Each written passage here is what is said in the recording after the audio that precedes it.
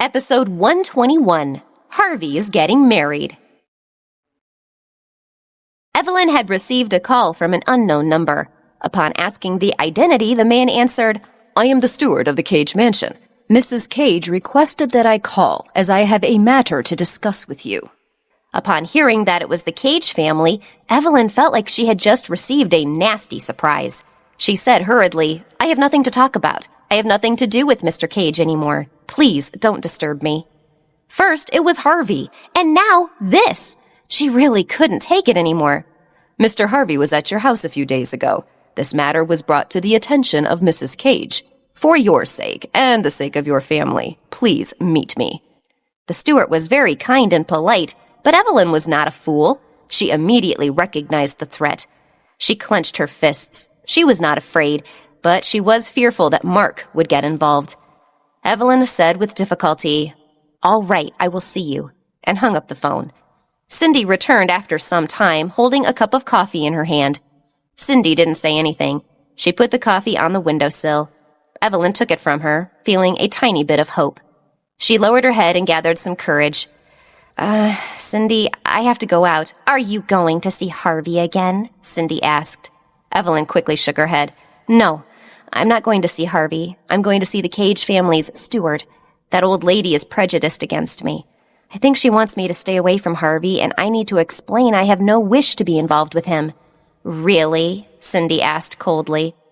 Evelyn kept her head down and said softly, "It's really like that. I'm not lying to you." Cindy's gorgeous red lips slightly twisted. After an awkward pause, she said, "Then go, and don't be bullied by those people." Evelyn nodded her head vigorously, turned around, and left. Cindy looked at her back, and her heart filled with sorrow. She knew that blaming Evelyn was not the right thing to do. Evelyn did not owe her brother anything, and Cindy did not have the right to stand on high ground and criticize her. Even if it was all an illusion, she still prayed that her brother's operation would be successful. "I'm sorry, Evelyn, but the outcome is in your hands now." After leaving the hospital, Evelyn took a taxi to the coffee shop that they had agreed on. Other than the steward, no other customers were in the cafe. Before Evelyn went in, she was stopped by the waiter and said, "Sorry, miss, the gentleman over there booked the entire place. May I ask if you have an appointment with him?" "Yes, we have an appointment," Evelyn nodded. She did not like the style of this steward. It was just a discussion. Was there a need to book the whole coffee shop? Was it to show how rich the Cages were? She already knew how wealthy the family was, and she didn't need anyone to show it to her. Evelyn politely walked in front of the butler and bowed. "Hello, I'm Evelyn Petal." The other party stood, nodded slightly, and said, "Hello, Miss Petal. I am the steward of the Cage family. Please, take a seat." After Evelyn sat down, the man asked, "What would you like to order?" There's no need for anything. I'm only here to hear what you have to say. If there is anything, say it." Evelyn had just finished speaking when the other party ordered coffee for her. Evelyn frowned. None of the people associated with the Cage family listened to others. Evelyn pursed her lips and did not say anything. She waited for the man to talk. After the coffee was served, the polite man took out a check and pushed it to Evelyn. "I am very pleased to hear that Miss Petal has nothing to do with Mr. Cage. It is best to settle this matter well for everyone involved. However, there is still some concern.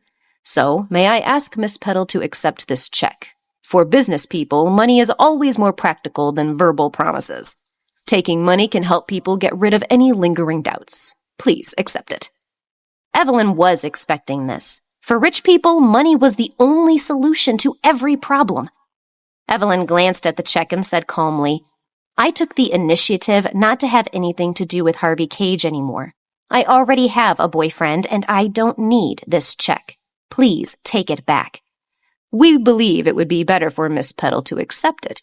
We can also imagine that Mr. Cage might have gotten involved with you because he felt that your stubborn personality was interesting, so he kept pursuing you.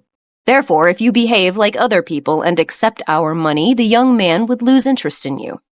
His tone was so reasonable that Evelyn was outraged when she heard it. She had decided to draw a line with Harvey and never see him again.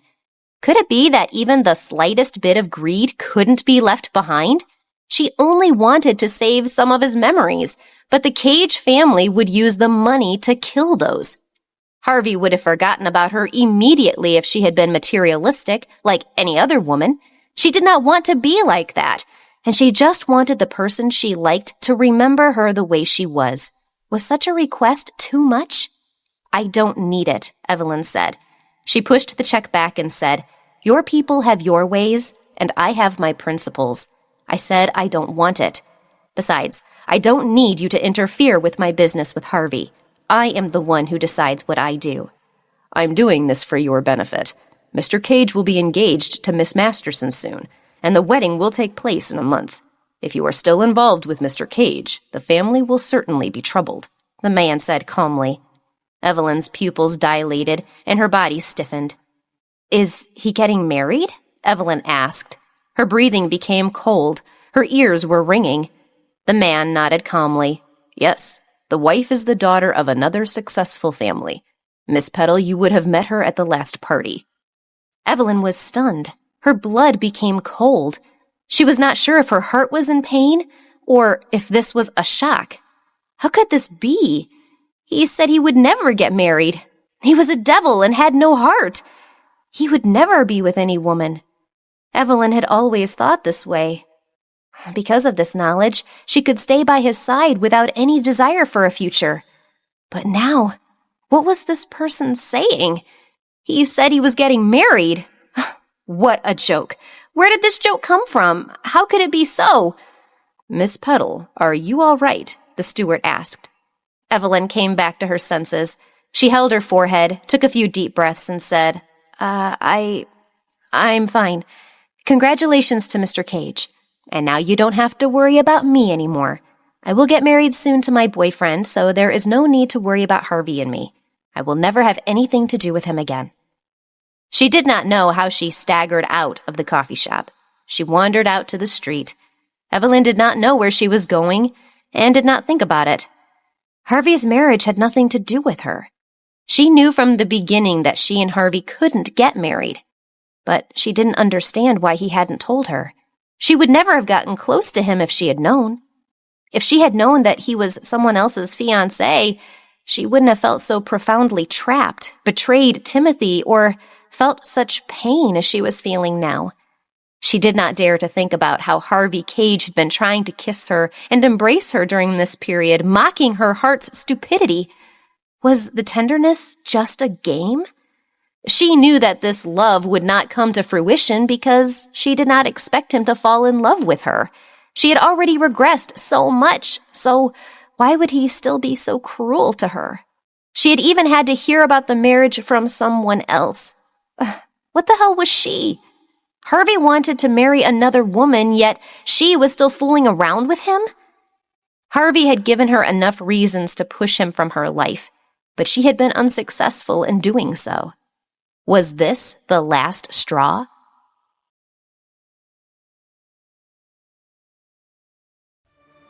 Evelyn's entire body was trembling, and she felt like she would fall. She felt cold. Why did it feel so bone-piercingly cold when it was summer? Evelyn kept walking until it started to rain. She wanted to blend with the rain. While others tried to hide from the rain, she was the only one wandering aimlessly. After walking for a long time, Evelyn stopped and turned her head. She saw a white wedding dress placed in the window. She had once dreamed of wearing such a beautiful wedding dress.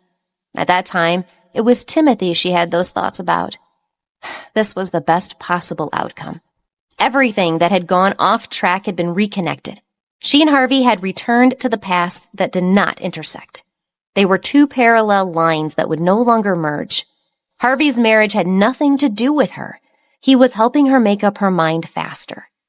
Yes, everything was back on track. Evelyn lifted her hand to wipe away the tears. She called a taxi and went home. Afterwards, she went to the mall to buy a pair of rings before returning to the hospital. Cindy had been waiting for her the whole time. Evelyn came back a little late, which made Cindy anxious. Seeing her return, she let out a sigh of relief. "Why did you come back so late?" Seeing that she had changed her clothes, Cindy asked, "Did you go home?" Evelyn nodded, but did not wait for Cindy to say anything else. Evelyn said, "Cindy, I've already decided what I'm going to do, and I will not change. I'm going to see Timothy to discuss the engagement." Cindy held her hand, and Evelyn looked back at her. Cindy pursed her lips but did not say anything. Why did she hold back? Why was she so uncomfortable? Everything was going according to her plan. Evelyn smiled. Although her face was pale, she revealed a calm and gentle smile. It has nothing to do with you, Cindy. Doing this is my greatest desire. She wouldn't betray them anymore. She would never do that kind of thing again. She wanted to stay by Timothy's side, and this was her decision alone. Evelyn opened the door to his room and walked in. Cindy stood outside the door with her head lowered and her hands tightly clutching the corner of her clothes. She was ashamed of herself. Cindy, she tried to comfort you. You are mean. Timothy was reading on the bed. Evelyn adjusted her smile and asked, What are you reading? Timothy said, The movie we watched a few days ago, The Great Gatsby. The last paragraph is very touching. Evelyn walked over and sat down. Is that so? What did you read in the last paragraph?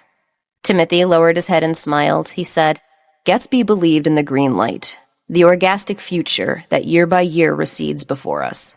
It eluded us then, but that's no matter. Tomorrow we will run faster, stretch out our arms farther, and one fine morning, so we beat on, boats against the current, borne back ceaselessly into the past. After Timothy finished speaking, he smiled bitterly and said, But Gatsby believes that we have not reached that beautiful future. Evelyn's heart trembled as she thought of the ending of the movie. The male lead did not find his first love, and instead died in the pursuit of that love. Evelyn raised her head and looked at Timothy. She couldn't help but wonder if Timothy believed that the future belonged to them. Now, will we be able to get there against the current? Timothy, in the past, I always loved to daydream. I would always dream about many things. I once fantasized about the way you would propose to me. I always imagined it would be during the season when cherry blossoms flew through the air. I would leave home, a passerby would give me roses along the way before I would be picked up by a car filled with roses on the street. Evelyn held his hand and continued to speak with her head lowered. The car would arrive at the amusement park. The staff member would hand me a card, and it would be a map of the maze. I would follow the map. There would be a question about us at every stop, and I could go to the next stop only after answering the question. You would be standing there in a white suit at the end of the journey. You would step on cherry blossoms like snow and walk towards me with the accompaniment of the band and the laughter of many people. You would kneel on one knee and propose to me. I always used to fantasize about this. At that time, I was a girl whose head was filled with a lot of dreams. At this point, both of them fell silent. After a while, Timothy held her hand and asked softly, Now, do you still want me to fulfill this dream for you? The aroma of lemongrass filled the air, and Timothy's voice was the softest ever. He was still the best man in the world. Evelyn clutched her hands tightly. She could see Timothy's unprecedented nervousness and excitement. He always seemed calm and indifferent. When she touched him, she discovered that he hid a lot of desires. He was always smiling, tolerating all the misfortunes the world had given him. This man must have cried too, but he hid his tears and tenderness from the world. I have nothing to worry about. I know you will fulfill my dream. I had never regretted falling in love with you, Timothy, and I would never regret the decision I am about to take now. You are so gentle, worthy of me fully entrusting my life to you. As gentle as ever, Evelyn squeezed his hand and smiled. Timothy's face turned slightly red. He was indeed a bit foolish. She had already said it was a young girl's dream, yet he was still foolishly excited to do that for her. Sorry, I said something childish. Timothy was a little embarrassed. It's not like that, Evelyn said. Thank you for thinking about fulfilling my dream. But I don't need it anymore. Timothy's heart trembled and he nodded silently. True, she probably didn't need that kind of dream anymore. Evelyn took out a ring from her pocket and handed it to Timothy. I bought an inexpensive ring on the way out today. I think it's pretty. Now, help me realize the dream of wearing such a ring. I want to know what it feels like to be wearing your ring. Timothy was startled. He took the ring and said with a faint smile, Really, the older you grow, the simpler the dream. I'm not a young girl anymore, Evelyn smiled. Timothy smiled dotingly and put the ring on her finger. Her hand was pale and the ring was so beautiful. Timothy was about to say something when he heard Evelyn's soft voice. I am willing. He was stunned. He saw Evelyn open her other hand, revealing a male ring. It was his size. She was a fashion designer, so she knew how to guess sizes well. Evelyn gently placed it in front of his eyes and said, For me, there is no need to realize any of my past dreams. Now is enough. I've already had many great experiences. The only person I wish to have at my side is you, Timothy. Are you willing to marry me? The ring was shining in Evelyn's hand. The rain had stopped, sunlight poured in, and everything was shining. Evelyn in front of him, and the ring in her hand. Why did you say something like that? I take it seriously when you say it. Evelyn, what should I do? Right now, my happiness is about to make me forget everything else. May I? Timothy asked timidly, looking at the ring. Evelyn smiled. Of course. Evelyn pulled his hand over and said forcefully, If you don't answer, I'll take it that you've agreed. She clasped his fingers after putting the ring on him. This looks good. Timothy held her hand and looked at her smile. He pursed his lips and did not say anything as he tightly hugged Evelyn in his arms. Timothy stroked her hair. I want to marry you. I've always dreamed about it. I have always wanted to marry you. Evelyn, I love you. Evelyn felt happy as she reached out her arms to hug him. She opened her mouth to say, I love you too. But, she said, I know. I also like you, Timothy. I'm sorry I can't say that I love you yet, but I will tell you later. We will live well together in the future, and the day will come when I will be able to say I love you to you again. Timothy was crying. Her shoulder was slightly itchy from the tears soaking into her clothing. Evelyn gently patted his back and said, Timothy, that itches. Please, let me stay like this for a while. Timothy hugged her tightly.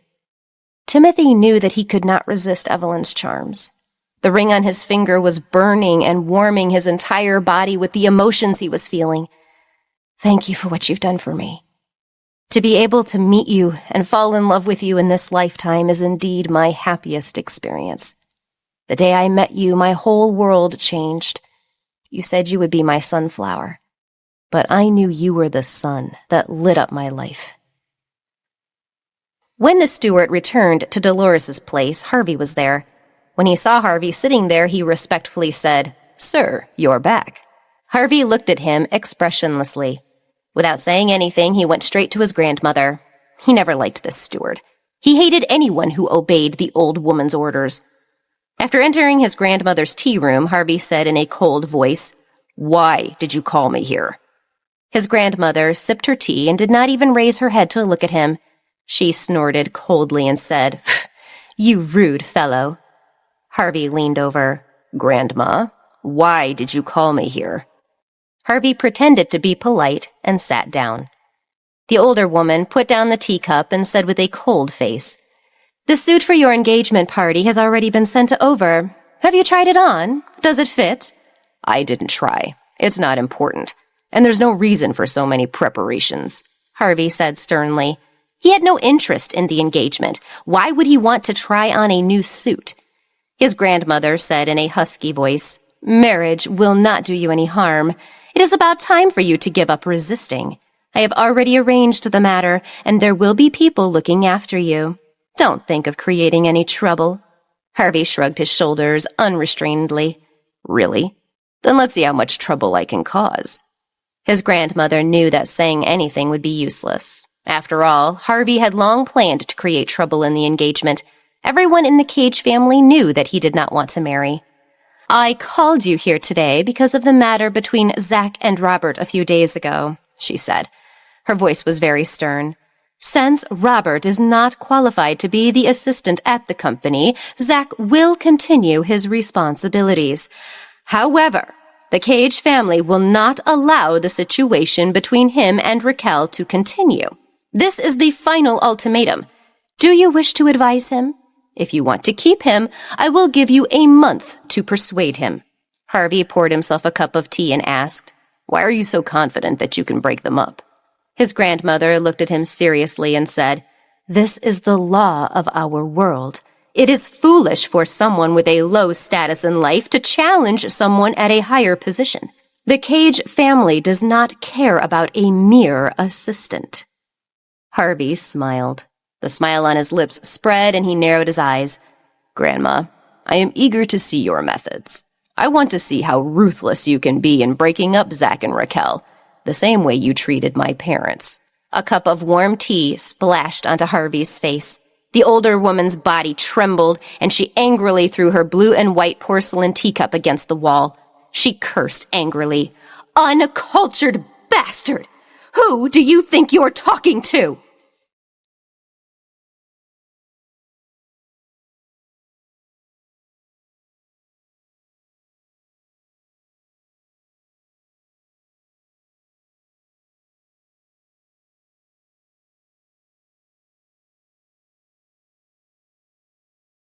Episode 123, Cindy Learns a Bitter Truth.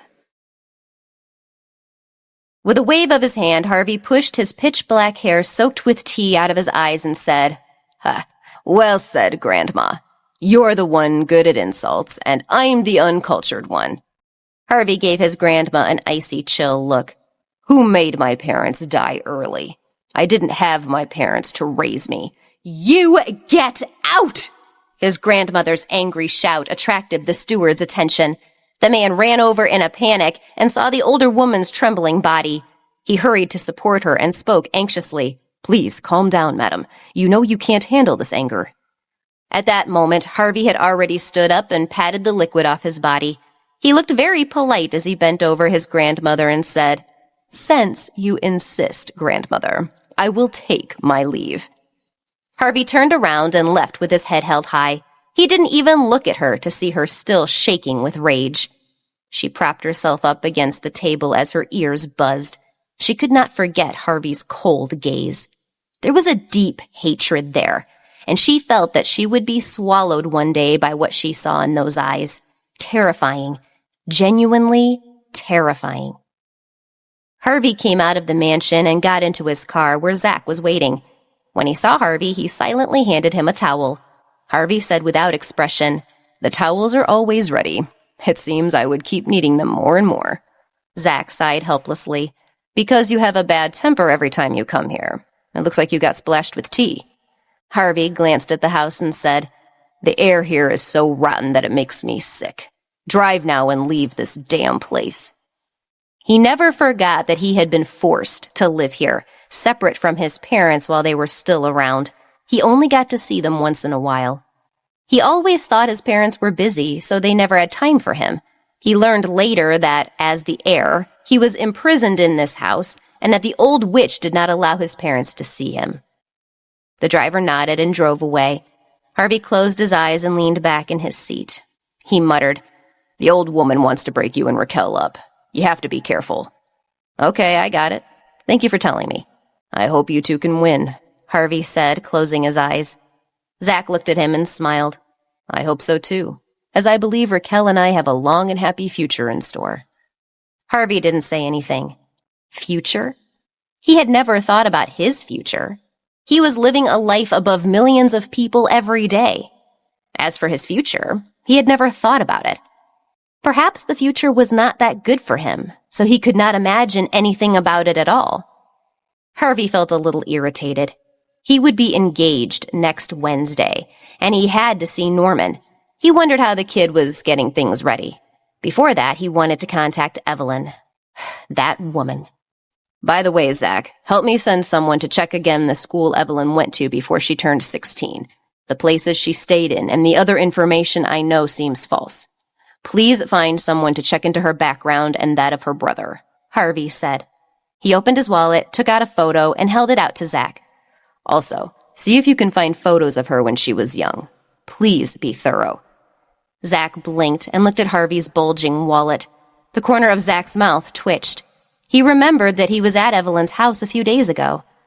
"Harvey, could it be that you stole someone's photos?"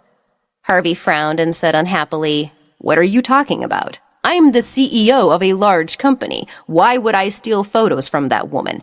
I merely borrowed a few and put them in my wallet to make it easier for you to ask about while investigating. There's not just a few, there are dozens of them.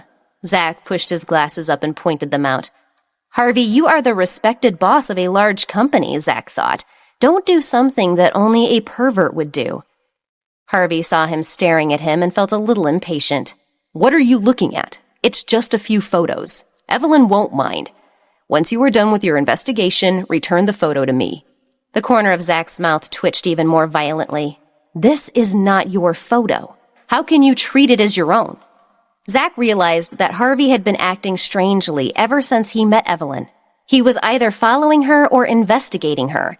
It was utterly abnormal behavior, and Miss Petal probably couldn't take it anymore. At the hospital, Cindy left Evelyn and Timothy alone. She went to the office to talk to Dr. Larson. He was happy to see her and said, I found it. I just received the call, and we found an excellent matching heart.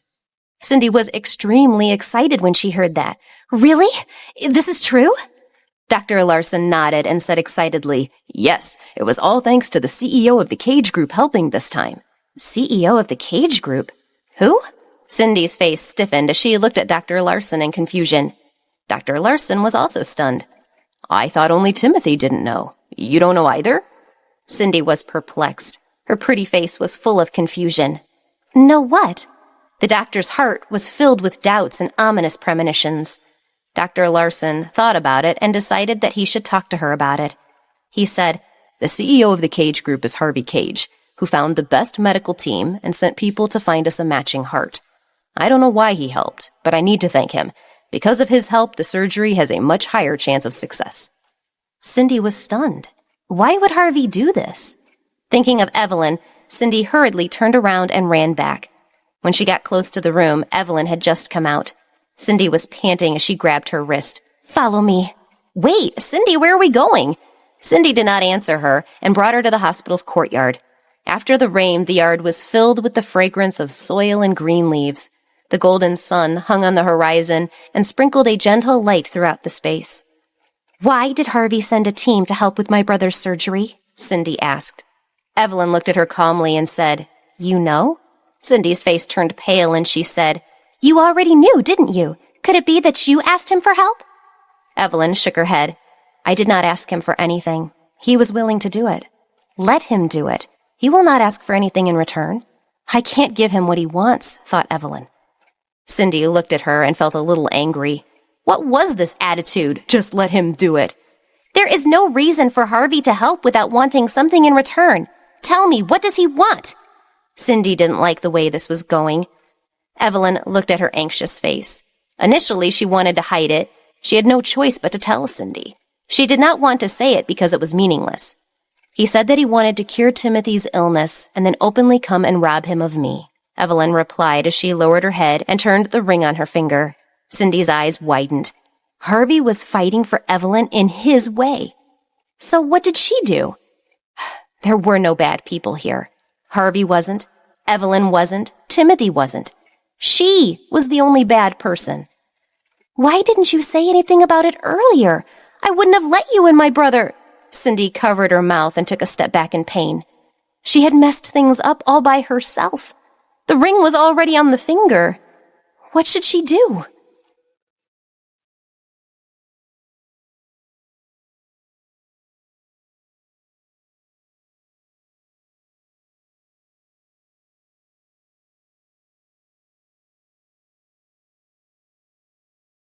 Episode 124. Something was off. Evelyn saw the anxious expression on Cindy's face and said, It doesn't matter. I told you that what happened with Timothy was my own decision. Don't worry. Harvey is getting married soon, so I can't marry him. This is the best ending. Evelyn held the ring on her finger and left after she finished speaking. She did not know what else she could say to comfort Cindy because she did not know how to comfort herself. Right now, she only wanted to return to Timothy. That was the only way to provide some relief to the restlessness of her heart. Returning to the room, Evelyn walked to Timothy's side and hugged him and whispered, Timothy, I'm tired. Timothy blushed and said, "Do you want to come up and sleep with me?" Okay. This particular floor featured big beds in the rooms. Evelyn lay down, and Timothy reached out to stroke her hair. The setting sun's light shone in through the windows, and she wanted to drown in this gentle dream. When Cindy returned, she opened the door and saw that they were asleep. She stood there for a long time, feeling sad and unsure about what to do. Is it okay? Cindy asked herself, is this the happiest ending? She took a step back, leaned against the hospital wall, and slid to the floor. Harvey couldn't get through to Evelyn's phone. He was unable to accept what had happened that day. Harvey repeatedly tried to call Evelyn, but he couldn't get through, no matter how hard he tried. She hadn't turned her phone off. She had blocked him. Damn woman, how dare she treat him like this? Evelyn must have forgotten whose territory New York City was. As long as she lived here, he would be able to get to her. Harvey hung up the phone angrily. He was furious. When Norman came in and saw his gloomy countenance, he was shocked. "Cousin, why do you look like you've sucked on a lemon?" Norman asked, noting that his cousin seemed very unhappy. "It has nothing to do with you. Forget that. How are things going?" Harvey asked. Norman smiled evilly. "As you would expect, I've prepared a series of unfortunate events for your betrothed. To prevent Grandma and the others from saying that this is a conspiracy, you will also get into a car accident on the way to the banquet hall. Don't worry, it's just some stuntman drama, and there will not be any critical injuries." Harvey raised his eyebrows and said, "As long as we can stop her from going to the banquet hall, anything is fine." Norman nodded and showed a playful smile. He took a big bite of his cake and said vaguely, "Leave it to me. Don't worry." Harvey took a sip of his coffee and winced. He recalled that Quinn wanted to investigate Mark, so he asked, "Has Quinn been seeking out the leader of the Hamilton group?" Norman nodded and said, "Yes, Quinn is a paranoid man, and Richard is an arrogant man. When the two of them fight, it will be like heaven and earth colliding. However, Quinn is still a fierce competitor and might have the advantage. Not only did he find out that Richard is from New Orleans, but the Hamilton group's first attempt to take over an organization was also in New Orleans. Richard killed someone in Quinn's territory, and he is looking for revenge." Harvey frowned. New Orleans, huh? Could Evelyn also be from New Orleans? Thinking about it, Harvey felt that this was very likely. Since it was a fake file he found on her with all the previous photos destroyed, Evelyn and Mark probably arrived in New York City when she was 16. What about their parents? Did they die in an accident, or was it something else? Could it be that this Richard from the Hamilton group was not the adopted son of some relative, but the legitimate heir? Could it be that he and Evelyn were not biological siblings at all? The mystery of Evelyn and Mark's life became more and more worth exploring. After Norman left, Harvey walked out and found Zach. "Zach, send someone to New Orleans to get private detectives to investigate Evelyn. If the two were born and raised in New Orleans, it shouldn't be too hard to find out." "Yes, sir," Zach nodded. Evelyn's story was getting more and more confusing. Even he couldn't help but want to find out the truth about this woman. Harvey was deep in thought. He looked at the sky in the distance and unconsciously took out his phone to call Evelyn. But then he remembered that the woman had blocked him. Harvey was angry when he thought about it. He put his phone back and said in a low voice, "Evelyn, I will look for you once my engagement is ruined. Wait for me." The woman dared to provoke him. Once his troublesome engagement was over, he would teach her the rules of survival in New York City and why one should never provoke Harvey Cage. Evelyn came to the hospital to take care of Timothy every day during the few days of peace. Sometimes his parents were there. Timothy's face was getting paler by the day, making people's hearts ache. The surgery was set for Wednesday. Evelyn had been in a trance for the past few days. When she saw Mark on Friday, she hid the ring and did not dare mention the engagement. Harvey had not appeared since that terrible day.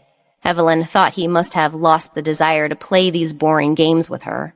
After all, he was going to be married soon. Occasionally, she would think of Harvey. Thoughts of him would appear out of nowhere when she was in a daze, peeling an apple or fiddling with flowers, catching her off guard. On Monday evening, Evelyn changed the flowers in Timothy's room, a grouping of roses. Timothy looked at her slim back and said softly, "Evelyn, go back and rest for a while. Cindy will stay here tonight." "It's fine. I will stay here, Evelyn said. Timothy smiled gently. No, Cindy and I haven't been together for a long time. You can go home tonight. Evelyn blinked her eyes and said, Okay, I will come back first thing tomorrow. Rest well. Evelyn kissed his cheek and then gave a slight wave as she was leaving. When she walked out of the hospital, she met Cindy. Cindy always felt a little awkward when she saw her, but Evelyn greeted her as if nothing was amiss and headed to her car. Seeing Cindy walk into the hospital, Evelyn bit her lower lip. When will we be able to be like before? I want my best friend back, she thought. Cindy hurried to her brother's room and knocked on the door guiltily. Timothy's voice came from inside. Come in. After Cindy went in, she kept her head down. Timothy looked at her with brown eyes and said earnestly, Today, let's talk. Over the past few days, he had felt that something was not right. After waking up from the joy of wearing the ring, Timothy began to think that something was off. Evelyn obviously liked Harvey. She would call his name in her dreams when she stayed by Timothy's side. Why did she suddenly say she wanted to be engaged to him when he had not brought it up? These last few days, Evelyn was in a daze. She had called him Harvey several times without being aware of it. Cindy also looked very strange. She would not even look Evelyn or him in the eye. Something must have happened, Timothy thought. Cindy walked to his side and sat down. She forced a smile and said, Okay, Timothy, what do you want to talk about? Do you want to educate me again on something I need to know? Timothy looked at her and got straight to the point. Tell me what's going on with Evelyn wanting to be engaged with me. And why have you been acting so strange these last few days?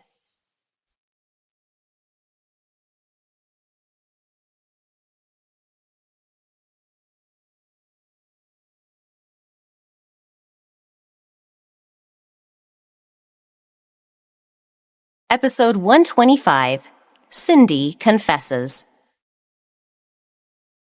Cindy suddenly became nervous. She picked at her clothes and whispered, You think too much. There's nothing strange about how I'm acting, and you should ask Evelyn about the engagement. I don't know why you think you need to ask me. Timothy put on a serious face and said, Cindy, are you going to lie to me? Am I that easy to lie to in my weakened state? Cindy's body stiffened and she lowered her head. These last few days had been torturous, and she did not feel good about what had happened. She had always believed that she was a hateful woman. Now, whether facing her brother or Evelyn, she felt ashamed. These things weighed on her so much that she almost couldn't breathe. Cindy spoke with difficulty, lowering her head. I'm sorry. It's all my fault. I forced it all. After Cindy said it aloud, Timothy became agitated. What did you say? You forced her to be engaged to me? Timothy's heart rate sped up, and he suddenly felt dizzy. Cindy hurried to reassure him. Don't get yourself worked up. I know it's my fault. I did not do the right thing, but please don't be angry. Timothy held his chest and took a few breaths to calm himself. He then said bitterly, I was wondering why Evelyn suddenly mentioned engagement. Cindy, how could you do such a thing? Cindy cried. She sobbed and said, Because I think this is unfair to you. Why did Harvey take her away after you did so much? It's not right for her to do this to you. I'm angry. Timothy sighed and said quietly, If a person could control their feelings for someone, Evelyn would choose to love me. You have been friends with her for so many years. Don't you know how she is? She can't betray me. Harvey chased after her and she likes him. So she feels trapped now between the two of us. Maybe Evelyn went to see Harvey because she had something to tell him. Maybe she didn't come back right away because she was with Harvey. Cindy covered her mouth and said unwillingly, But she said she wanted to be with you. I also knew I had made a mistake because I made her say that getting engaged to you was her idea. Because Harvey is getting married, so isn't this the best ending for everyone? As long as you are well, you will marry Evelyn and everyone will be happy. Evelyn will fall in love with you again. I know it. Timothy looked at Cindy's crying face and reached out his hand to gently stroke her hair. Cindy, when I promised to be with her, I knew it would come to an end. Why? Why is it like this? Cindy's sad eyes opened slightly as she looked at her brother in a daze. Why be with her with the idea that it will end? Timothy lowered his head and turned the ring on his other hand with his long fingers. "Because I know we will never be able to return to the past. No matter how beautiful the past was and how much we loved each other when we were young. When one of us finally stepped away from the relationship, though, I knew there was no going back. When I rejected her the way I did after how she loved me, it caused damage. So when she fell in love with Harvey with all her heart again, we had no way to turn back. She was already running away from Timothy, moving forward, and he was the only one left in this old relationship. What was the point of forcing her to stay? Her heart was no longer here with him." Cindy blinked her eyes and large tears started to fall. She was so foolish. She had never thought about it from the standpoint of these two people. She did not participate in this relationship, but she was pointing fingers at the two of them. "I'm sorry." Cindy lowered her head in shame and cried. Timothy shook his head. "It's not your fault. It's my fault. I wanted to be with her. I know it's the right time to end things with her, but I can't help but yearn for her every day. I was the one who held her back. When this ring appeared, I was so happy. It was the happiest experience of my life, even if it was an illusion. I've had enough dreams, and it's time to wake up. I want the happiness of the person I love to come from the present, not our shared past. It doesn't matter if she isn't Harvey's now. She is good, and she will meet someone better for her in the future. Anyway, I already know that person can't be me. I used to think that if I had the qualifications to be with her, I would make Evelyn the happiest woman in the world. Now I understand that there was a time limit on that belief. If you don't like me anymore, you don't need what I can give, no matter how good it is. Now is the time to set you free, Evelyn. I know how kind you are, and will not leave on your own. So let me give you a push myself. My favorite woman, I love you, so you should be happy." Cindy did not know how long she had cried there. After a long time, she walked out of the room and squatted in the corridor. A white coat slowly appeared before her as someone crouched down and handed her a lollipop. No need to cry. A man who can smile while swallowing his pain alone, all for the sake of a woman, is a hero in every movie. Cindy choked back sobs and looked helplessly at Dr. Larson. "But why is this hero's movie a tragedy?" Dr. Larson reached out his hand to rub her hand and smiled gently at her. "With me here, I'm determined to give him a happy ending. I promise you that I will do my best, so don't cry. I am the hero's sidekick, and I will help him at the critical moment." Cindy threw herself into his arms with tears streaming down her face. Dr. Larson hugged her tightly and sighed, hoping in his heart that maybe the sidekick would end up with the hero's sister in the end. This was a story for another day, though. The next morning, Evelyn went to the hospital as usual. The surgery was scheduled for Wednesday, so she was nervous. The sky was blue, and white fluffy clouds floated around like cotton candy. The slight wind blew the leaves on the ground, and it was a beautifully ordinary late summer day. Evelyn looked out the window, and suddenly it felt like she had returned to high school, taking the bus to see Timothy. Back then she was both nervous and excited. Cindy would sit down beside her, and Evelyn would borrow a mirror from her to look at her newly painted lips. She would ask Cindy if Timothy would appreciate it when he saw them. The vehicle stopped. A woman got on the bus, and Evelyn saw her, stunned. "Cindy? What's going on here?" Cindy walked over and sat down beside her. Evelyn looked at her in a daze. She was about to ask her why she was there, but Cindy said, "Today feels just like the days when we were in high school. The two of us are on the bus going to see my brother." Evelyn was stunned and revealed a smile. "Yes, I was just thinking about that. It had been a good day." Cindy asked softly, "Did you put on new lipstick today?" Evelyn smiled and nodded. "Yes, it's pink. I wonder if he will like it." It was as if they had returned to that time. There seemed to be no estrangement between her and Cindy. Evelyn put one hand on her arm and looked at Cindy. Cindy was still staring ahead of her, but her voice was trembling.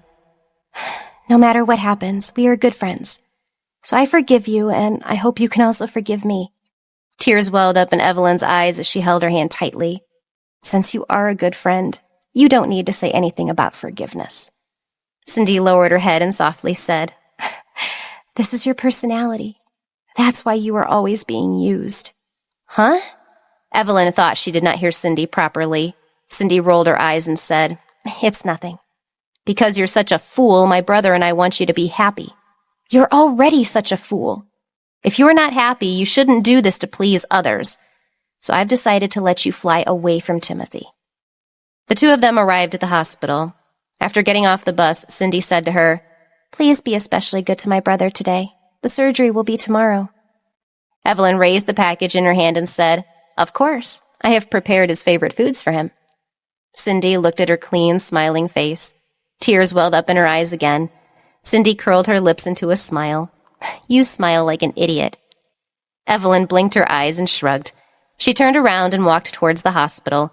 Cindy forcefully wiped away her tears before following. Evelyn, today is your last day as Timothy's girlfriend.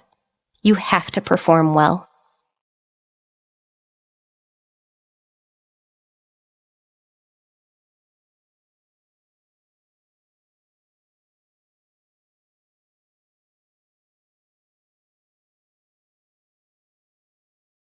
Episode 126, Destined to be Strangers.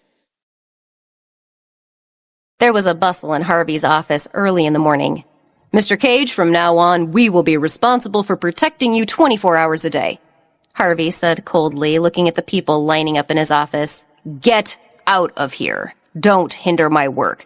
But, sir, we need to be close to you throughout the day. What am I going to do? Open the window and jump down from the top floor? The doorway is sufficient enough for you to keep watch over. All the people left hurriedly. Everyone knew Harvey's temper, so they thought it would be better to do as he asked.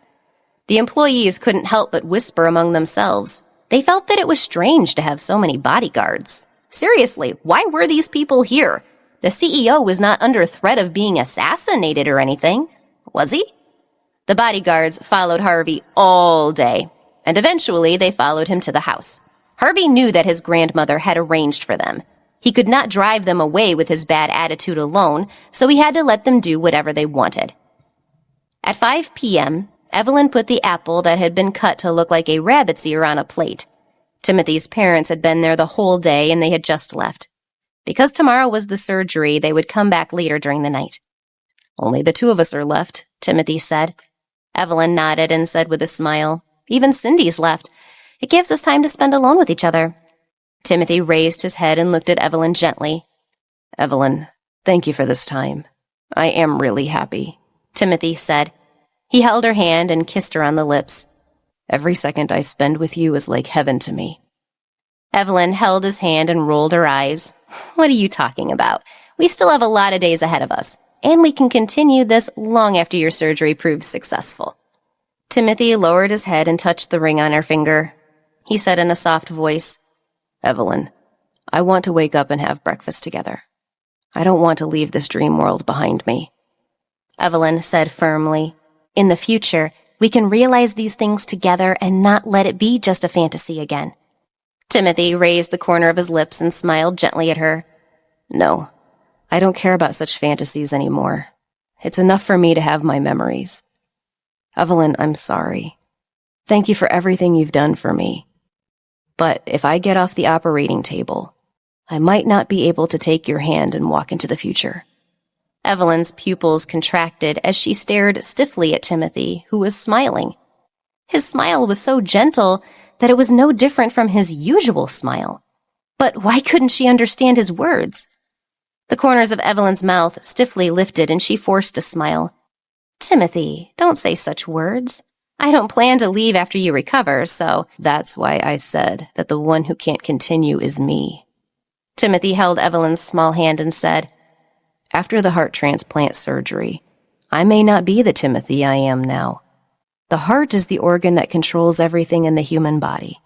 So, after I change my heart, my temperament may change greatly, and I may leave behind the likes of my previous self. And that changed person might not want to be with you. No, Evelyn said, shaking her head.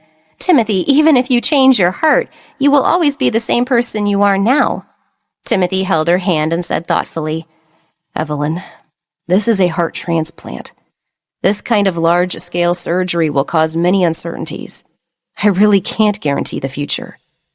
So, make a deal with me. If I come back to life, and I'm sure that the person I love is Evelyn, we will continue to fulfill our engagement. If the new heart doesn't feel anything for you," Timothy pressed her hand on his chest and said solemnly, "then forget about me. Let us start a new life together, with the old buried with this diseased heart. Okay?" Tears fell from Evelyn's eyes as she choked with sobs. "But I don't want to be a stranger to you, Timothy." "Are we supposed to be strangers to each other?" "I really can't." Timothy held her in his arms and said gently, "It's okay. I'm not a stranger. And if that time comes, I will be a friend's brother." "I don't want to lose you." Evelyn hugged Timothy tightly and cried until his shoulder was drenched. Her warm tears burned his heart and made Timothy's eyes tear up as well. "I don't want to lose you, Evelyn. I don't want to lose you.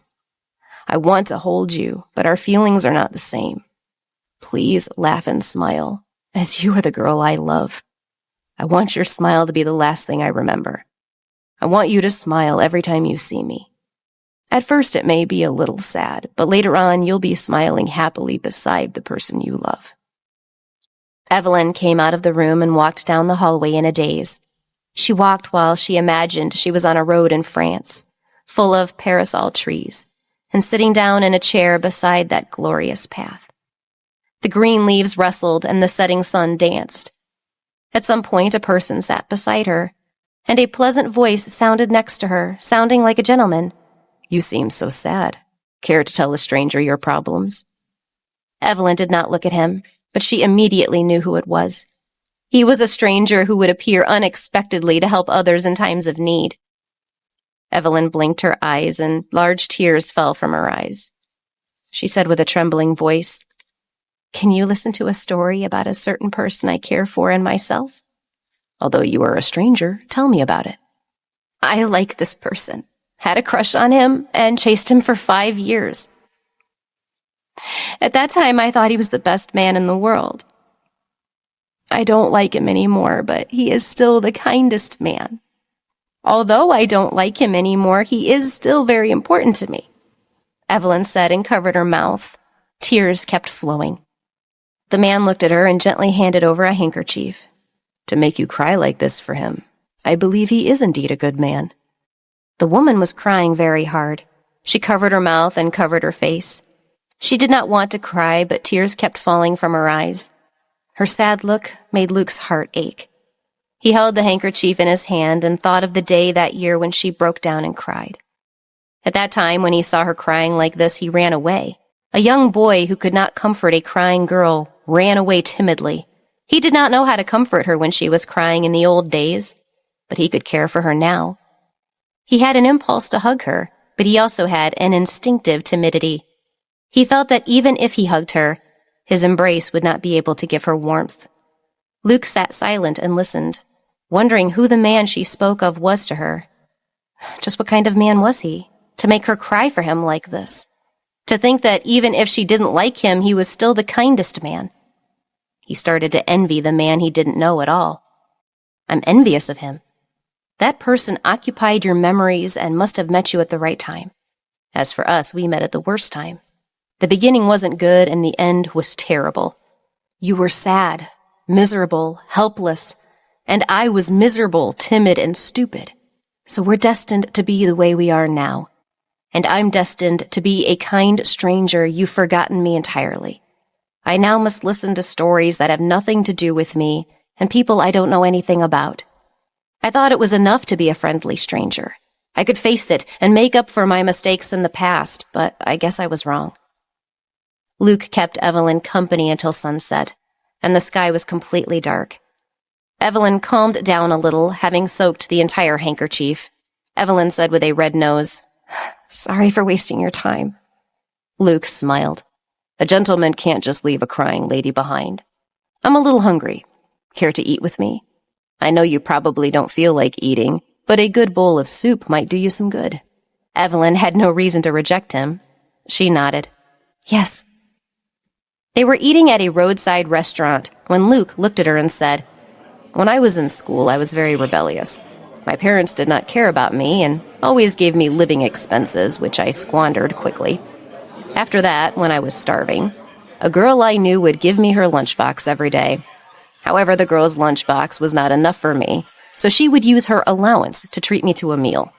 She did not give me money, but she always treated me to a meal. At that time, there was a noodle restaurant with very delicious noodles on the way to school. Evelyn blinked her eyes, smiled, and said, "You've cleaned up and look so gentlemanly despite once being a delinquent." Luke also smiled. "I didn't think I would become like this then, and it was all because of that girl.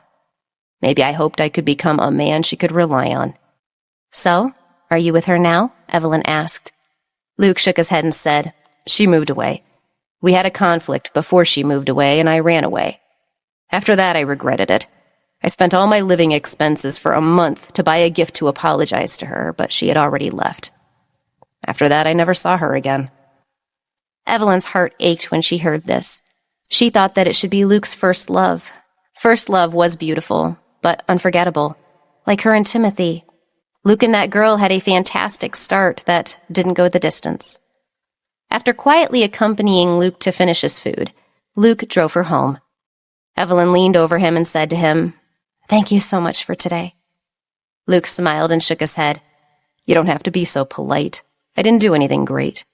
On the other hand, you stay alert, as life always has dark times. Fortunately, the sun will rise as usual tomorrow, and everything will work out fine." Evelyn looked at him gratefully and nodded. She waved at him. "I'll be strong. Be careful on the road." After Luke drove away, Evelyn went home and went straight to her room to lie down. Evelyn wrapped herself tightly in the blanket and held the ring. Tomorrow would be the day of his operation. No matter what would happen to her and him, she just wanted to pray for him. "Timothy, you will get better. You have been so good. I believe you will get better. I am all right, as long as you're all right." In a daze, Evelyn only slept for short bursts, not able to fall into a deep sleep. Around 7 o'clock, Evelyn changed her clothes and put makeup on the dark circles under her eyes. Today was the most important day. Her heart was beating erratically, and she was so nervous that her breathing was ragged as she headed to the hospital. Will the operation be successful?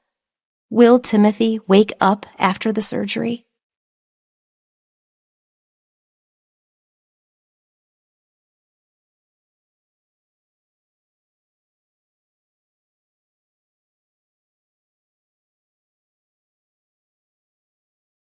Episode 127, Norman's Plan. The surgery started at 10 in the morning, and it went on for more than 10 hours. Evelyn took a taxi from home to the hospital, intending to be there the entire time. At the same time, Harvey changed into a tuxedo in his house. The official start of the engagement party was mid-afternoon. To prevent Harvey from escaping his arrival at the venue, his grandmother sent 20 men to watch him. The driver in the car was not his normal one, as Dolores took no chances. Harvey was calm and didn't seem to be affected at all. He calmly glanced at the time and squinted his cold eyes. By this time, Sierra should have reached, but he should have left earlier because everyone was impatient. In other words, the game had officially begun. "You old hag. I'll let you believe you will win, and then I'll make you pay for forcing me to get engaged against my will." Today was the most important day of Sierra's life. Wearing a silvery white dress inlaid with diamonds, Sierra took a deep breath and lifted the corner of her skirt as she walked out. Her father was outside commanding the bodyguards. Sierra walked over and saw more than 30 people and addressed them. "As long as you can deliver me to the venue without incident, you will each receive a handsome reward. You understand you must remain diligent at every turn today."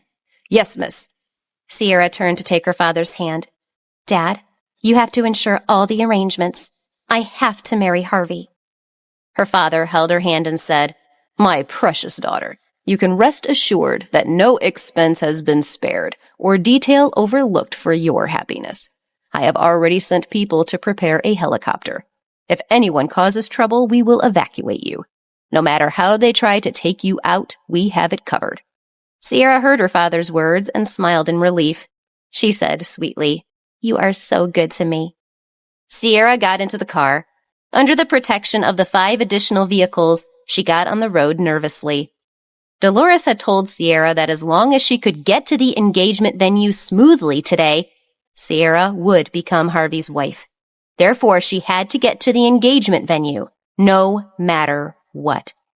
Even if Harvey still didn't like her because of what had occurred, she was very confident in herself. Furthermore, he could always change in the future. Besides, once she got married, she would be Harvey's woman and able to dictate the life she wanted. She only wanted the chance to marry Harvey. With this excited and nervous mood, Sierra went on her way. However, less than 10 minutes later, an accident happened. "Catch the thief!" A man screamed as he ran across the street. The car, which was right in front of their car, and one of the vehicles from their convoy couldn't stop in time and crashed. The car in the other lane was also hit, and the road ahead was blocked. The driver stopped the car, looked at her, and said, "Miss, we have to take another road. It will take another half-hour to get there." Sierra said with a cold face, "Quickly, go. Leave the car that was involved in the accident behind. We will take another road." The others quickly nodded when they heard that. The motorcade turned around and drove off. Norman was in a building and saw Sierra's car turn around. He smiled. The show has only just begun. He saw that it was almost time as he called Raquel. Raquel picked up the phone and curled her lips. "I'm ready in the city center. Cousin will be here in about 5 minutes. Shall we start?" Norman chuckled and said, "Let's begin. We can let the road conditions in New York City deteriorate today." If there were a traffic jam starting from the city center, there would be plenty of fun on the road. "Sierra, you have to know that marrying Harvey is not easy. You should have his entire family's approval first." On the other side of the city, Harvey's motorcade was steadily moving forward. However, they did not know that the preparation had started an hour ago for a charade with several cars and pedestrians staged for a showdown. The play began when the light turned from red to green. Raquel took the walkie-talkie and ordered, "The truck will rush out toward the pedestrians." At this moment, the truck suddenly sped up out of nowhere. The driver shouted, "Get out of the way! Get out of the way! The brakes failed!" After the roar, the pedestrians started running chaotically. The car that was about to turn was knocked out. There was no one in the car, but it was filled with blood bags. The car was sent flying towards Harvey and the others. The engine was still churning, and the drivers were thrown into chaos. They bumped into each other, and no one could escape as the scene became even more chaotic. At that moment, a car crashed into the front of Harvey's car. The car spun and hit a pillar on the side of the road. The driver fainted on the spot. Harvey was prepared for this. All he had to do in the car was to stay calm as he tore a few holes in his dress shirt and smeared some blood on his head. When they got out of the car, the bodyguards crowded around them. The city center was a jumbled mess. Harvey saw Evelyn get out of a taxi in the middle of traffic, and his expression changed. This damned woman! Why did she always appear in places that she shouldn't? Evelyn also saw Harvey. The blood on his forehead scared Evelyn and made her pale. Evelyn called out, "Harvey, are you okay?" Evelyn didn't know about this scene, so she was scared half to death when she saw him injured. Harvey's face turned cold. Although this was all an act, no one could say if there would be any accidental injuries. With a cold face, Harvey shouted, "I'm fine! Leave, quickly!" Harvey wanted to walk over to Evelyn, but the bodyguards wouldn't let him touch her. She had to get to the hospital. She had to see Timothy again before he went into surgery. But was Harvey okay? Evelyn stopped in her tracks, tongue-tied. "You need to bandage it. I don't have time to bandage it now," Harvey finally said sternly when he saw Evelyn's helpless look and the chaos around her. "I'm going to my engagement. You should leave now." Harvey was the one who planned this whole thing. There were plenty of things to settle in the future. If he rushed to Evelyn's side now, he would inevitably implicate her. He could explain later. Evelyn's heart trembled. Only then did she realize what Harvey was wearing. He was dressed in a tuxedo, and although it was now tattered, it was still a formal outfit. Today was the official engagement celebration. Evelyn felt a sharp pain in her heart and bit her lower lip. The driver asked, We can still back up now. Do you want to go?" Evelyn took a deep breath, opened the door, and got back into the cab. "Please take another road to the hospital."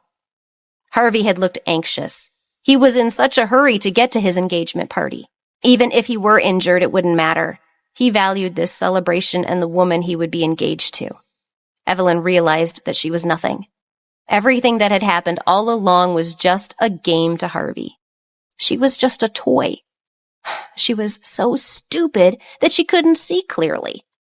After making a big detour, Evelyn finally arrived at the hospital after 9 o'clock.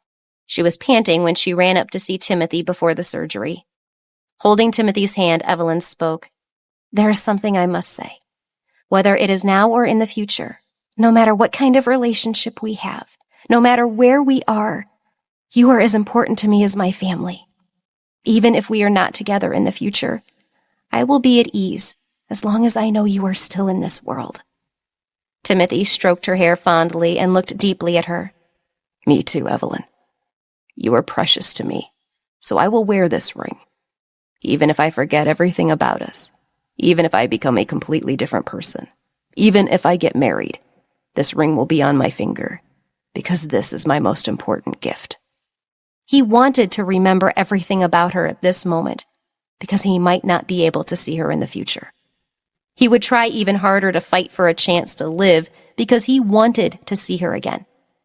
However, if that still did not work, he would leave this world with her beautiful ring and turn into a star in the sky, watching her forever. An orderly took Timothy to the operating room. Evelyn, Timothy's mother, and Cindy waited outside the door for a long time. At the same time, Harvey arrived at the engagement party. The people attending were all members of either the Masterson family or the Cage family. Harvey was not humble when he went in and walked straight to his grandmother. Harvey curled his thin lips and said, "Although it was embarrassing, I arrived on time to keep my appointment with Grandma. May I know where my fiancé is?" Dolores's face was dark. She knew he was playing tricks and gave the butler a look. The butler went to make a phone call. After that, he leaned over to Mrs. Cage's ear with a solemn expression and said, "Miss Masterson encountered a traffic accident and is currently moving via helicopter." Dolores nodded and looked at Harvey. "I would like to see if you have the ability to reach the sky." Harvey raised his brows. "Of course I can't reach the sky." While leisurely sucking a lollipop in the doorway, Norman saw that Sierra had gotten out of the car and waited to be picked up. The corner of his mouth curled into a smile. The helicopter would not arrive. What had he done to the helicopter? And for how long will he be able to withhold the resolute Sierra from going to the party?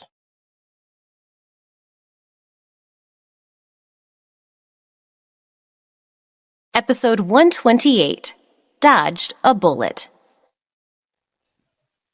Both the pilots of the helicopter had stomach aches. The hamburgers from their last meal may have been delicious, but the ingredients were laced with something undetectable. Sierra was so anxious that the helicopter had not come 20 minutes later, she screamed, "Damn it! I have to get to the party today! Please get in the car and let the line of them make a path, even if you have to crash into other vehicles." Sierra finished speaking and was about to get into the car when the tires suddenly started to explode. The sound of tires exploding scared Sierra as she took a step back and her face turned pale. "What happened?" The bodyguards looked at each other and the driver walked down the road. "The car can't move." There were also problems with the other cars. Sierra was flustered and exasperated.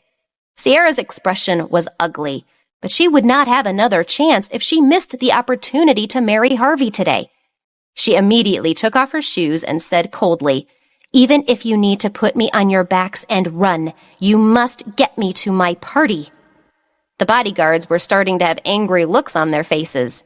Carry her and run? No matter how good her figure was, she still weighed at least 100 pounds. However, when they thought about the bonus she told them about, everyone thought that they might as well give it their all. All they had to do was run to a place with cars and get new transportation to the venue. With that thought in mind, the bodyguards and drivers all came down and started carrying Sierra on their backs as they ran. Norman almost spat when he saw them from afar. "It can't be. Despite being in such a sorry state, she's still going to the engagement party. Well, her courage is commendable. It's a pity for her that I haven't come to the end of my tricks." Sierra had not arrived till noon. Harvey looked at his watch and said to his grandmother with a smile, "We have waited already for 2 hours. It seems that Miss Masterson is not interested in this engagement. I must leave now. I have a business deal to discuss with the Charleston group this afternoon. Since the meeting concerns the company's future, we cannot delay it." The older lady looked at him with a gloomy face. "What's the use of fighting you? This kind of thing was only a matter of time. You may take advantage of having dodged a bullet today, and we shall see what the future holds for us all." "Yes, we'll see what happens in the future. Anyway, I've won. This matter ends here." Harvey smiled and said coldly, "I leave it to you to break the bad news when Miss Masterson arrives."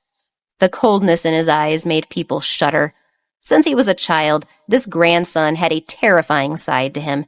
Even his fearless grandmother was afraid of him. Mrs. Cage's heart tightened. She gave up and called the butler to call Sierra. She walked into the crowd and said in a deep voice, "Let's end today's matter here." As soon as she said this, everyone understood what was going on.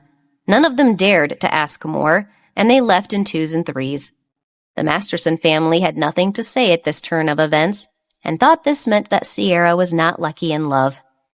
At that moment, when Sierra was exhausted from all these difficulties, Norman visited her and told her that there was no need to rush anymore.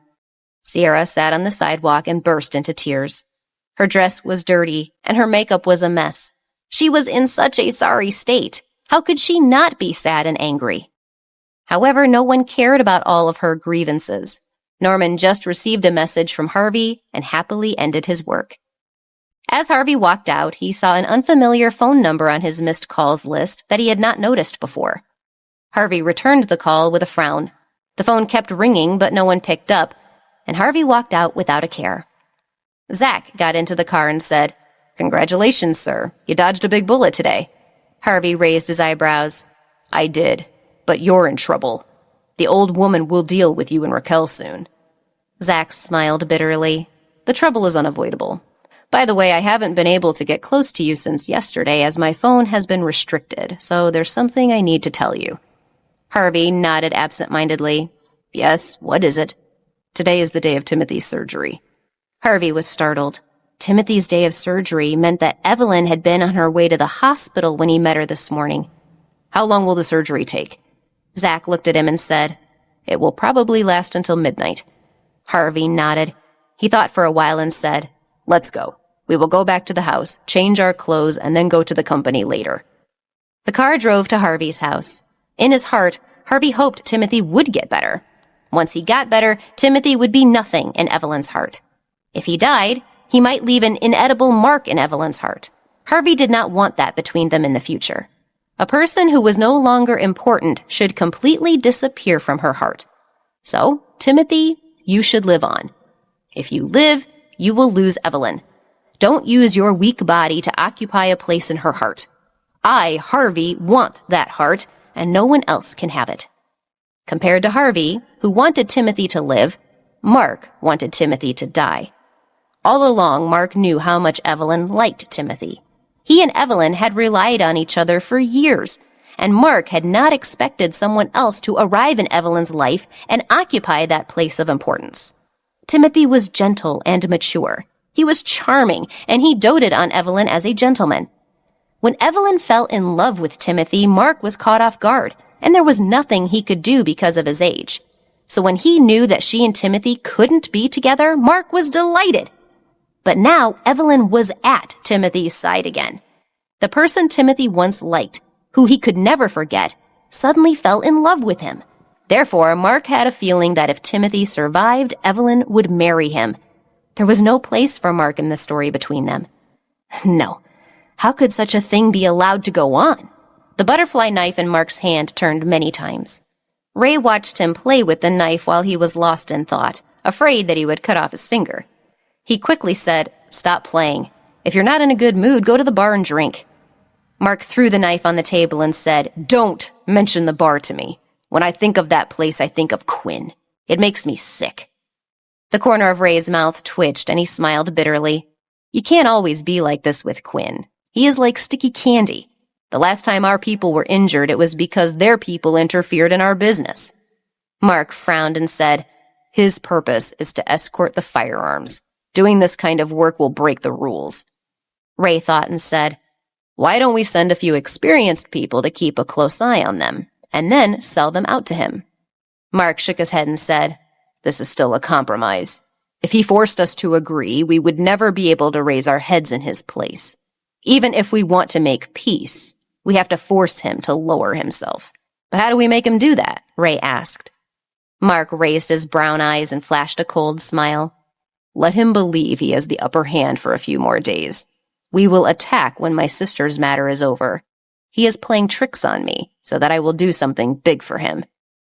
He had intended to negotiate with Quinn, but it wasn't good. If Quinn came looking for trouble with him when he was in such a bad mood, he would turn the world upside down to teach him a good lesson. Ray shivered. He felt that he really shouldn't mess with this man. Mark was too evil. Quinn must have a death wish with the game he was playing. He thought that he had made things difficult for Mark. He probably didn't know how scary Mark could be if he got mad. He would soon find out enough. Ray could almost foresee Quinn's territory being turned into a mess. However, this was all for later. The most important thing right now was the mood of his boss. Ray hoped Mark's sister wouldn't give the boss any more trouble. He is not a person who gets angry quickly. No matter what you do, Evelyn, please restrain yourself. The sun was setting, and in the hospital a group of people waited outside the operating room, only thinking about what was happening inside. Their hearts were uneasy. Timothy's parents had been mentally prepared, but they could not stop worrying. Cindy and Evelyn consoled the two older people, and their hearts were also troubled. Occasionally, a nurse would come out of the operating room door, but they did not dare to go up and ask about the situation, as they were afraid of disturbing anything. When the lights in the operating room went out at midnight, Dr. Larson and a few other doctors walked out and stretched as they moved down the hallway. Dr. Larson took a deep breath and wiped the sweat from his brow. Exhausted, he said, "The surgery was a success." They breathed a sigh of relief. Evelyn felt weak and almost passed out. Timothy's parents went up to thank Dr. Larson excitedly. The doctor said, "We have to thank these two other doctors who came from several states away to help." While Evelyn was standing at the edge of the group, not saying a word, she felt her heart drop. Her phone rang, and Evelyn took it out of her pocket. It was an unknown number. She walked to the corner and picked it up. "Hello, this is Evelyn." "Hello, this is Harvey." The voice on the other side responded smoothly. Evelyn's heart was beating wildly. Evelyn could almost hear her deafening heartbeat in the quiet hospital corridor as her back leaned against the wall. She was silent. Harvey said, "I am very well informed. The surgery was successful. Be prepared to be taken back by me." Evelyn bit her lip as she muttered, "Stop joking. Weren't you? The engagement is over. I told you I'm not getting married. Evelyn, I'm on the lawn in the courtyard of the hospital. Come and see me," Harvey said arrogantly. He sounded like he was giving her an order. Evelyn tightly gripped the clothes at her chest and resisted the urge to say, "I'm not coming down." Timothy had just left the operating room. How could she possibly see him? No, it had nothing to do with Timothy. She did not want to see Harvey anymore. He always made a mess of her life. "You can leave. I'm not coming down." Harvey was getting impatient. "Be down here within 5 minutes. If not, I'm coming up there," he warned her in a cold voice and hung up the phone. Evelyn still wanted to say something, but the call was already disconnected. She held the phone and stood where she was. Evelyn blinked her eyes in a daze. Holding the phone, Evelyn didn't know what to do. Of course she couldn't let him come here. What was going on with him to suggest such a thing? "You should go see him." Evelyn turned around in shock. Episode 129, Forgotten Love. Evelyn looked back nervously and asked, "Cindy, when did you get here?" Cindy said, "It doesn't matter. The important thing is that you should see Harvey now. Whether it is about my brother or Harvey, from now on your matters are only your matters. Evelyn, I'm sorry for what happened. I have done a lot of things because of my willfulness and excitement, but I don't hate you. As your best friend, I hope that you will always be happy. So, go see Harvey and tell him that my brother's surgery was successful and thank him for the help he provided." Evelyn held her phone and hesitated before saying, "I will be back very soon. Please let me stay by Timothy's side tonight." "Okay, go," Cindy said. She turned around and ran down the corridor. Cindy felt much more relaxed, and with a slight smile, she turned around to walk back. A few steps later, Dr. Larson walked toward her wearing his white coat. Dr. Larson stood in front of her and asked with a faint smile on his handsome face, "Did you find the sidekick handsome?" Cindy nodded her head vigorously and raised the corner of her mouth. "Very handsome." Dr. Larson raised his eyebrows. "So, do you agree to a date?" He pulled his white coat open, took out a rose, and handed it to her. Cindy looked at him. He was the one accompanying her through these darkest moments of her life. Humans are dependent animals, and the person who gives himself in suffering will become a special person. This is something that no one can resist. Evelyn rushed out and looked around the courtyard of the hospital, panting. Evelyn saw Harvey standing under a street lamp. It was already past midnight, and only the streetlights illuminated the place. Harvey stood under the streetlight, his slightly lowered head covered in mysterious colors. Evelyn took a deep breath and tried her best to calm herself. She slowed down her pace and walked toward Harvey one step at a time. Harvey heard footsteps that weren't overly heavy. His eyes twitched when he turned his head to look at her. "I knew you would come to see me," Harvey said, still looking aloof. Evelyn took a deep breath, blinked her eyes, and asked, "The engagement party? What's going on? Aren't you in a hurry to go?" "That was acting. I didn't plan on getting married in the first place, and I was even less interested in that woman." "Why? Were you sad when you heard what I said?" Harvey asked. He walked slowly towards Evelyn. Evelyn took a few steps back and looked away from him. "You think too highly of yourself," Harvey said mockingly. "But am I wrong? You were still worried about such matters." Evelyn put her hand on Harvey's chest to stop him from pressing on her. She said awkwardly, "Were those injuries just an act?" "Yes," Harvey nodded. He looked down at her hands on his body. When he looked down, he noticed the platinum ring she was wearing. Harvey's handsome face turned cold. He held her hand and said expressionlessly, "Is that for decoration?" Evelyn's hand hurt from being gripped tightly, but she still shook her head and said, "No, it's the ring for my engagement to Timothy." "What did you say? Tell me again," Harvey yelled at her. Evelyn frowned in pain. She knew that if this continued, her hand would break. She hurriedly said, "Let go. Listen to me first." Harvey did not let her go. He pulled her into his arms and stared at her.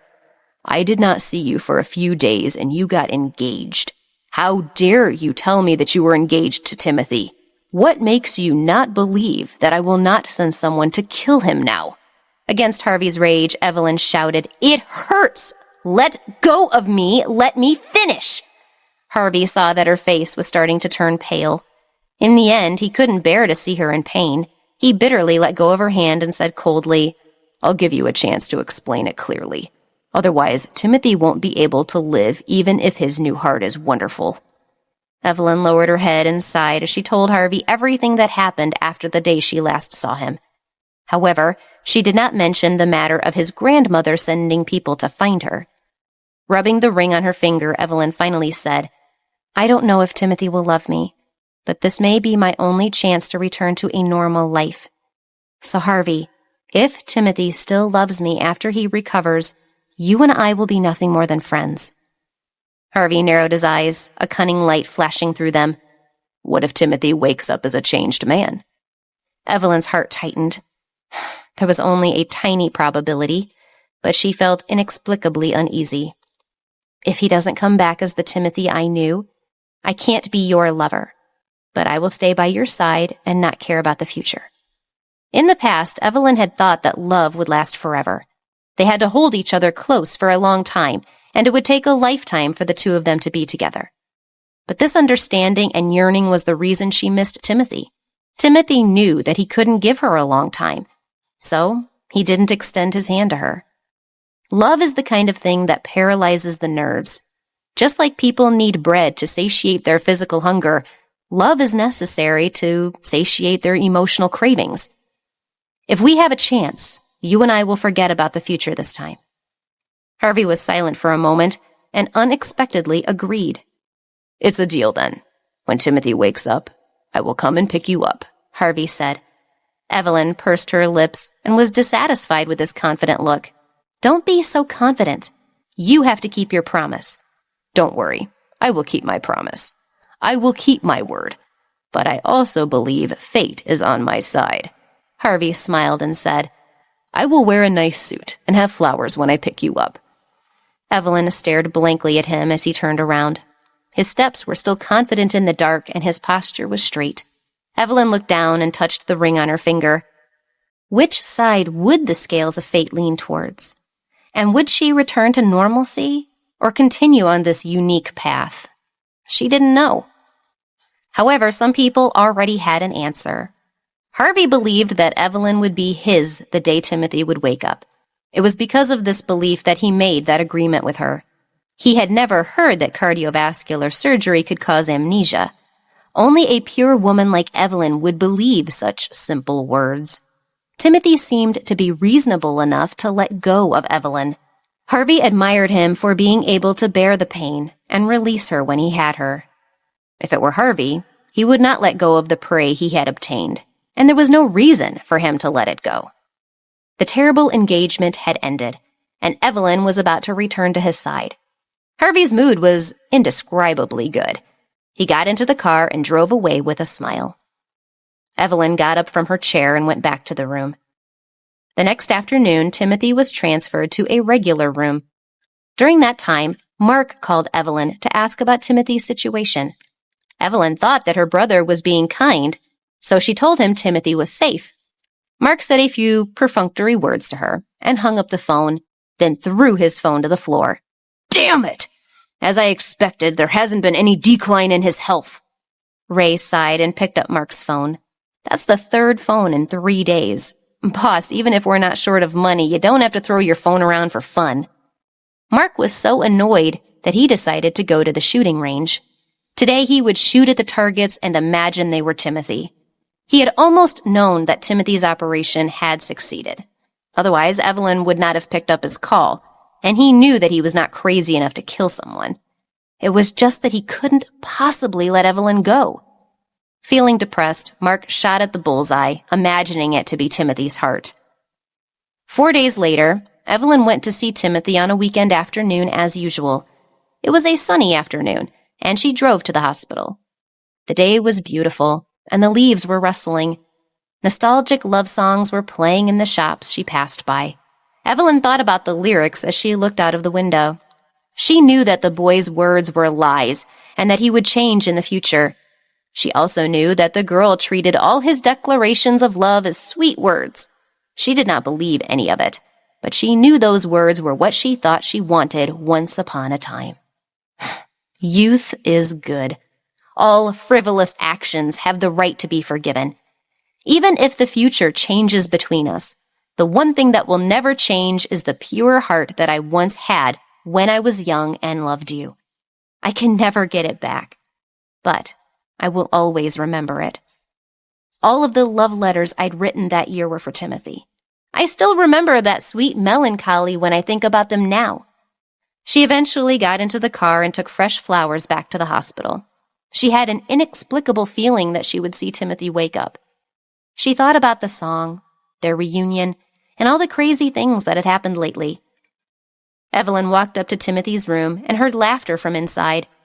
Just as she was about to open the door, Evelyn saw Timothy's parents walking out. Evelyn greeted them and walked in. Evelyn's heart was beating wildly as she carefully walked in. On the bed inside, Timothy was sitting and talking to Cindy. After she came in, the surroundings became quiet for a while. A few seconds felt like a century. Timothy's face was pale, and he smiled with his brown eyes. His thin lips curled up slightly, and he said to her, "May I ask who you are looking for?"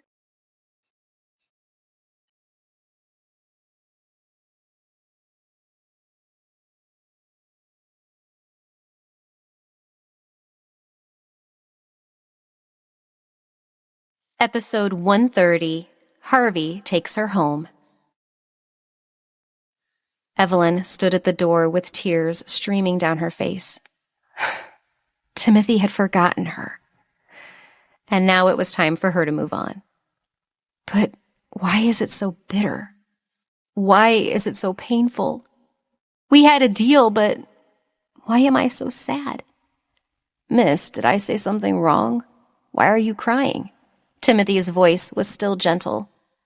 Evelyn shook her head and looked at him with tears in her eyes. No, I'm happy. I'm happy for Cindy. Although you may not remember me, I am Cindy's good friend. My name is Evelyn. It never occurred to me that this would be our end. When she put down the flowers and left the ward, Cindy stood in front of the door and said softly, Evelyn, don't be sad. Now everyone is happy, so don't cry. Evelyn wiped away her tears and nodded her head.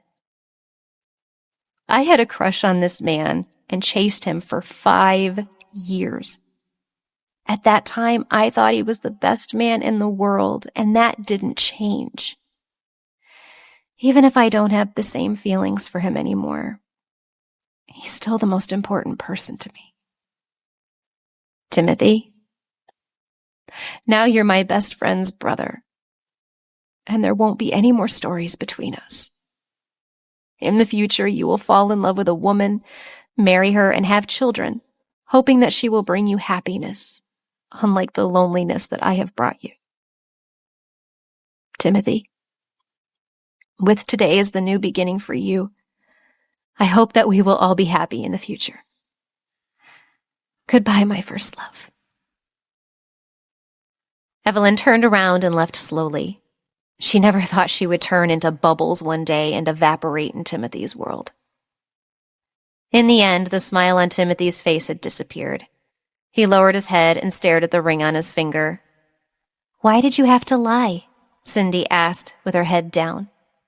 Timothy turned the ring bitterly and said, Because if I don't let go of her completely, both she and I will not be able to walk towards the future we deserve.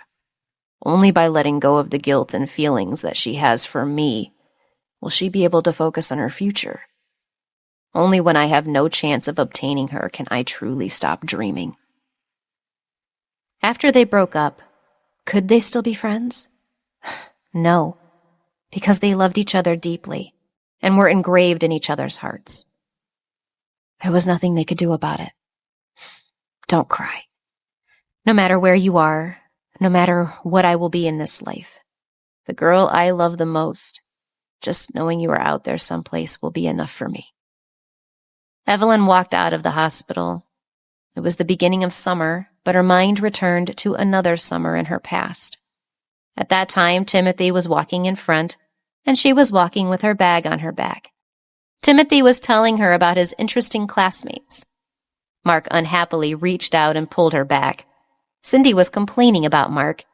The sky was blue and the wind carried the fragrance of flowers. The future seemed so far away at that moment. As she walked and daydreamed, Evelyn saw a person walking toward her.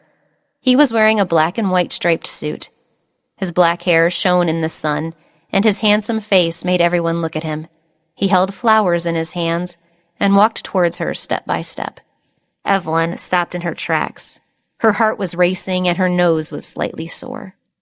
He was holding a bunch of roses, and he remembered saying that if he were going to give her flowers, he would give her roses. The man walked up to her and stood in front of her. He looked in her eyes and smiled arrogantly. I'm here to pick you up. You are the first woman I have ever chosen to pick up personally. Come with me. Evelyn blinked her eyes and tears fell. She didn't know whether she was crying for Timothy or Harvey.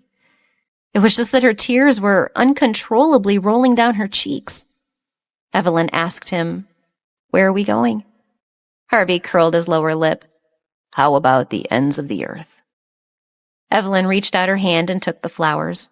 She lowered her head and curled the corners of her mouth. Not a bad idea. Everything would be okay as long as we're together, even if there's no tomorrow. Evelyn followed Harvey. She glanced up toward Timothy's room where the curtains covered half of the window. Evelyn bit her lip and turned to follow Harvey. Timothy slowly closed his eyes behind the curtains. Evelyn, I hope you'll be happy. I told you that a good woman like you deserves better, Timothy thought. After getting into the car, Evelyn calmed down a little. Her tears had already dried up. She looked at Harvey, who was in a good mood. Evelyn tilted her head and said, "Don't you want to ask about it? About Timothy and me?" Harvey snorted and said, "Why do I have to listen to you talk about other men? You are done here anyway, and I don't want to hear about it, and you are not allowed to mention it in the future." Evelyn pursed her lips and thought that this man was indeed self-centered. Harvey looked at the ring on her finger and said unhappily, "Since it's over, throw that thing away." Evelyn looked down at the ring on her hand. Without thinking, she put her hand behind her back and said stubbornly, "Impossible. I want to wear this ring, and I want to wear it all the time." Harvey's handsome face darkened. "Hey, you guys are done. What's the point of keeping that ring? I'll buy you a diamond ring, much prettier than this one." Evelyn had no interest in his wealth at all. Carefully stroking the ring on her hand, Evelyn said seriously, "It's different. No matter how nice a ring you buy for me, this ring will always hold a different meaning for me. Although he and I are finished, this is an important keepsake, and that will never change. Wearing it makes me feel as if the warmth of our time together has not disappeared." She could not bear to throw away the ring because it symbolized that her first love had not failed her. She still could not bear to part with him. She could not bear to abandon the best man in her life completely. She would keep him in her heart. Harvey was a bit angry. What was this? She kept the man's things with care. "Evelyn, are you trying to piss me off? Are you trying to say that Timothy is more important than I am?" Harvey asked angrily. Evelyn nodded without hesitation. "Yes, that's right." "What did you say? Say it again." Harvey was furious. He moved the car to the side of the road and stopped abruptly. Harvey glared at Evelyn. He had the urge to wring her neck. Evelyn had not seen Harvey for several days, and she was no longer the ignorant fool. She was not afraid. "Ever since I was a girl, no one has ever loved me like Timothy. Even if a woman does not end up with the person who loves her the most, she will still keep him in her heart. So he is important." Evelyn looked at Harvey and said firmly, "You can't give me that kind of love." Harvey's expression was angry. He was displeased, but he couldn't refute it. In the beginning, he had not planned to give love to Evelyn because he did not have the kind of love she wanted. "He can't give you what I can," Harvey said. Evelyn nodded. "Yes, I know." She stretched out her hand and pulled out the necklace hidden in her clothes. Evelyn said, "I will not give up on either one." The only unforgettable person in a woman's life was the person who loved her the most, and the person she loved the most. So she could not abandon the ring, but she would also not let go of the necklace. Timothy had given her the love of youth, and Harvey had given her shared desire. Both were very important, but one was in the past, and the other was now in progress. Harvey saw that she was wearing the necklace he had given her, and slightly raised his eyebrows. He felt less angry, but he was still unhappy. He had to punish her. Harvey bent over her, lifted her chin, and kissed her aggressively. "Take care of my gift," Harvey ordered, pressing his lips against hers. Evelyn blushed. The kiss that she had not felt for a long time made her lips burn. In a very soft voice, Evelyn retorted stubbornly, "I don't want to listen to you." Harvey raised his eyebrows. "Listen to me, or I will throw away your ring. You have to admit that you value the necklace I gave you more." "You are threatening me." Evelyn was not convinced. Harvey smiled evilly. "Isn't being coercive very suitable for me?" Evelyn had lost to him. She did not know how this person had developed his confidence. The skill was powerful enough to convert all the negative words into positive words. Harvey looked at her flushed cheeks and felt his body heat. He hadn't touched her for quite a long time. The last time they had been in the bathroom, she had thoroughly aroused him. Harvey frowned and cursed in his heart. He hurriedly drove back to the main road and moved towards the house. Evelyn looked at the constantly changing scenery around her and asked, "Harvey, where are you taking me?" Harvey pursed his lips, enduring the restlessness in his heart, and said, "Don't tell me you haven't guessed yet. Can't you feel where we're going and what we're doing?" Evelyn shook her head, her beautiful eyes filled with confusion. Should I know? Was she slow? Wasn't it obvious where they were going? Harvey curled his sexy lips and said calmly, "Of course, we are going to my house, and we are going to have sex. Now that you are mine, it is time for me to do whatever I want with you." Evelyn's mind went blank for a few seconds before she blurted out, "Pervert."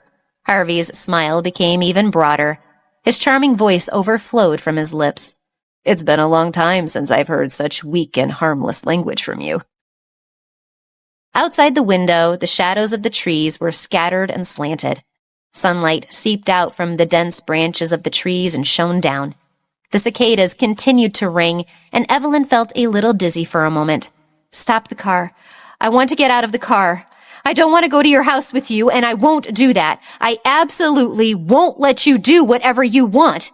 "For your safety, I have to remind you that the top speed of this sports car is 180 miles per hour. It's sure death if you fall." "Don't use those words. You're scaring me." Loud noises came from the sports car. The whistling sports car rolled up green leaves along with the wind. They fought all the way into the house. Harvey grabbed Evelyn out of the car and carried her in his arm as he walked towards his room. Evelyn was extremely depressed. Sure enough, Harvey was only thinking about his desires. She had a bad feeling that she might not be able to get out of bed tomorrow, so she tried to escape. "No matter how much you struggle, it's useless. I won't let you get away from me today," Harvey warned her proudly. Evelyn said unhappily, "Let go of me. Your way of carrying me as if I'm luggage makes me sad. Put me down and I will walk on my own." "No. To prevent you from running away, it is safer to do this." Evelyn thought the servants or Harvey's family would see her, and her face turned red with shame. This treatment was shameful. Damn, Harvey! The two of them had just entered the house when the butler hurriedly walked in front of Harvey. "Sir, Miss Sierra Masterson has been waiting for you for 3 hours." Evelyn was startled. How will Sierra react to Harvey returning home with Evelyn? Did Sierra know that all the hurdles she faced while going to the party were Harvey's doing?